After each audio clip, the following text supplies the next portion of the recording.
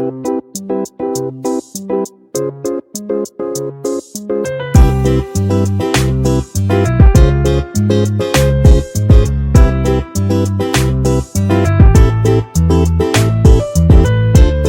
Kitchen मध्ये नमस्ते। आजची recipe आहे मिरचीचा ठेचा आणि कांद्याचा मिक्स आहे ठेचा। तुम्ही पहा, पूर्णपणे व्हिडिओ पहा। इथे मी मिरच्या घेतल्या 6-7 मिरच्या घेतल्या। ह्या खूप तिखट आहेत, त्या छान अशा भाजून घ्यायच्या। इथे गॅस फास्ट केलेला आहे आणि यांना पूर्णपणे सॉफ्ट होईपर्यंत भाजायच्या। इथे एक 10 मिनिटं छान अशा भाजून घ्यायच्या।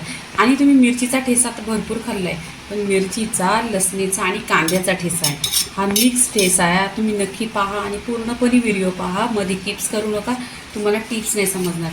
इथे छान अशा सॉफ्ट मिरच्या झाल्या, एक 10 मिनिटं छान अशा परतून घ्यायचं। इथे तेल पण नाही टाकलेलं आहे, काही नाही। आता इथे पहा, गॅस स्लो केलेला आहे आणि इथे हे काढून घ्यायचं आहे। इथे पहा, छान असं शेंगदाणे घेतलेले आहेत, 1 वाटी शेंगदाणे घेतलेले आहेत। ते शेंगदाणे तव्यात छान असं भाजून घ्यायचं, पूर्णपणे शेंगदाण्यांना डाग पडेपर्यंत भाजून घ्यायचं। इथे पहा, पूर्णपणे शेंगदाणे भाजलेले आहेत आणि शेंगदाण्यावर छान असं डाग पडेपर्यंत भाजून घेतलेत। आता इथे आहे ना, गॅस स्लो करायचा आणि छान असं भाजून घ्यायचं। आता 1-2 मिनिटं मी भाजून घेतले। आता इथे प्लेटमध्ये काढून घ्यायचं। इथे पहा, प्लेटमध्ये काढून घेतले। आता आपण इथं आहे ना 10 मिनिटं थंड करायचं शेंगदाणे। इथे आहेत ना, आपण त्या मिरच्या छान अशा भाजून घेतलेल्या, त्या भाजलेल्या मिरच्या आहे ना ह्याच्यात टाकायच्या आणि कुटून घ्यायच्या। इथे आहे ना अशी भरपूर लसूण घ्यायची, कारण ठेचा आहे ना तर लसूण भरपूर घ्यायची, मग आहे ना ठेच्याला छान अशी चव येते, 1 नंबर। आता इथे आपण आहे ना ह्याच्यात छान असं कुटून घ्यायचं। तुम्हाला आवडत असेल ना तर तुम्ही मिक्सरला पण लावून घ्या, पण ह्याची टेस्ट आहे ना खूप छान येते। पहा, लसूण आणि मिरची छान अशी कुटून घेतलेली आहे। आता इथे आपण आहे ना चम्मचने काढून घ्यायची, खूप छान असा टेस्ट येतो।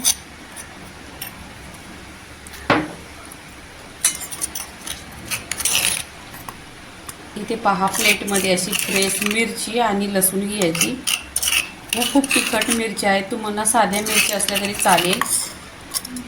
इथे भाजून घेतलेलं शेंगदाणा आहेत, हे पण छान असं कुटून घ्यायचं, जास्त पण बारीक कुटायचं नाही। 1 शेंगदाण्याचं 2 पीसेस झालं पाहिजे असं कुटायचं।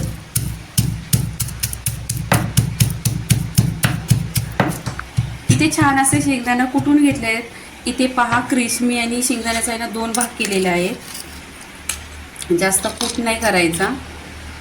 1 शेंगदाण्याचा फक्त 2 भाग करायचं। दाताखाली छान असा तेलावर परतल्यावर छान असा क्रिस्मी आला पाहिजे शेंगदाणा। इथे गॅसवर तवा ठेवलेला आहे। इथे गॅसवर आहे ना तवा ठेवलेला आहे, तव्यामध्ये 1 चमचा तेल टाकलेलं। तेल छान असं गरम झालं पाहिजे तेल, त्याच्यामध्ये जिरं टाकायचं। फोडणी एकदम खमंग बसली पाहिजे, तसा टेस्ट येईल। नक्की तुम्ही या कांद्याचा ठेचा नक्की पहा। इथे बघा, शेंगदाणे हा जिरं टाकलेलं आहे, जिरं छान असं तरतरलंय। आता आपण इथे 1 कांदा कट केलेला आहे, कांदा छान असं तेलावर परतायचा।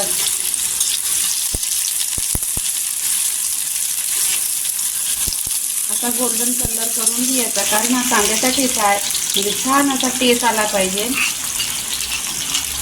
आणि माझ्या चॅनलवर भरपूर अशा ठेच्याच्या रेसिपी आहेत, तुम्ही नक्की पहा।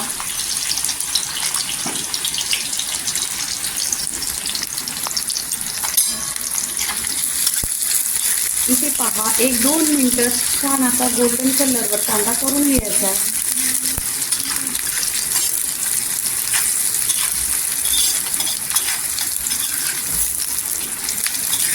कांद्याचा पूर्णपणे कलर पटकन होईपर्यंत तेलावर परतून घ्यायचा। छान असा गोल्डन कलर आला पाहिजे, म्हणजे कांद्याचा कच्चापण पूर्णपणे जातो। कांदा सॉफ्ट झालेला आहे। आता आपण आहे ना इथे शेंगदाणे टाकायचं। शेंगदाणे छान असं तेलावर परतून घ्यायचं आणि तेलावर छान असं परतून घ्यायचं। मग काय होतं माहिती काय, एकदम दाताखाली आहे ना क्रिस्मी लागतं। इथे चवीनुसार मीठ टाकायचं आणि छान असं तेलावर आहे ना परतून घ्यायचं। पहा, तुम्ही कांद्याचा ठेचा कधीच खाल्ला नसाल। इथे मिरची आणि लसूण हे पण टाकून घ्यायचं, छान असं कुटलेलं आहे।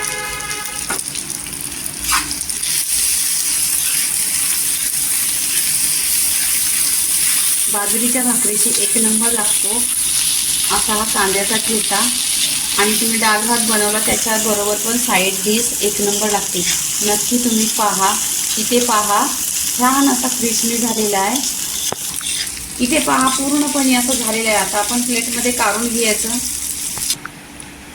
इथे पहा प्लेटमध्ये छान असा कांद्याचा ठेचा एक नंबर झालेला आहे. पूर्णपणे पहा.